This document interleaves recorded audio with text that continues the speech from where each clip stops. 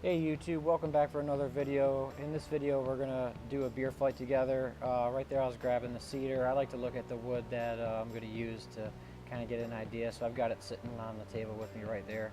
Here I'm just doing a quick sketch, nothing crazy. I don't do any crazy designs or really honestly follow anything to a T. When I do projects like this, I just come up with real basic dimensions and then go from there. The only thing that I really took time to measure was the cup's bottom and top to get the difference in size, and I believe the difference was ½ an inch. So what I'm going to do here is I'm going to do holes in this beer flight that are 3 inches, and I believe I did it at a ½ inch apart. Overall, the end design is going to be about 14 3/4 inches by 7.5. We're just measuring everything out to do the rough cuts right now.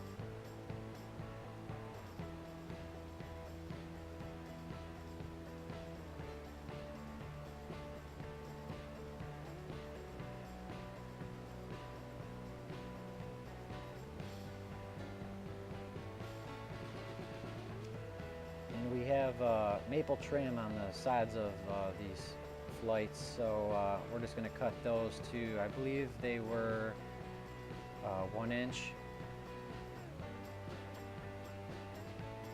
and we're going to plane these cedar boards now, and the reason I ran them through the table saw there was to cut off, they were bowed a little bit, or not bowed, they were warped a little bit, or cupped, so I took off one of the ends just to kind of minimize some of the cupping while I put it through the planer right there, so I don't have to lose any more material than necessary. And here we're just we're going to do some lines that I had taken and drafted out real quick on that sketch paper, and we're just going to mark the holes for where we're going to drill where the cups go, or the glasses. And we're going to use just a 3-inch bit.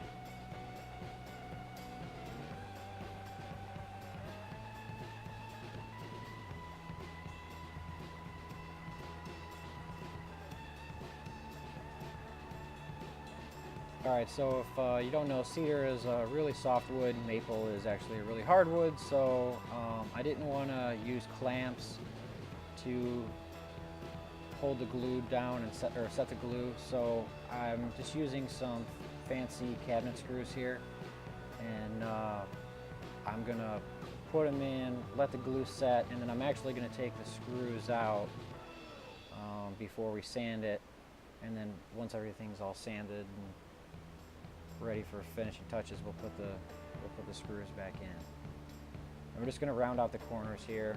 I wasn't sure initially when I did this design, I don't know if you noticed, but the whole end kind of had more of a curved shape, but I didn't want to thin out too much of the sides, so I'm just going to round out the corners here of the maple. And also, I don't know if you saw a little bit of smoke there, but I'm using a scroll saw to cut this maple, and that's, I don't like doing it. It's well, for one, it's an inch thick, and maple's a hard wood to be cutting a scroll saw with, you know, so I have to go really slow, so that's where you're getting the burning from. I would prefer to use a bandsaw, but I don't have one.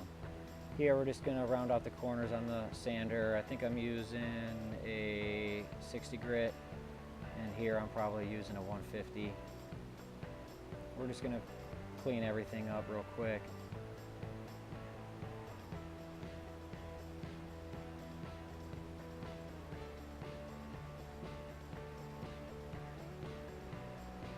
And that's just a Minwax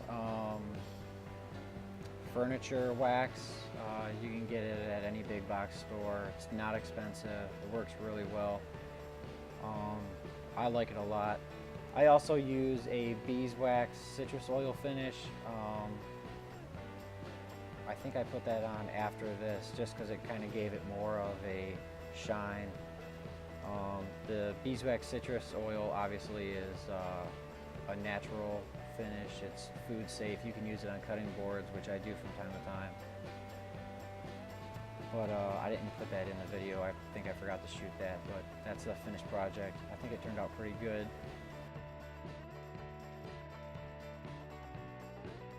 Hey everybody, if you like my video, please like and subscribe.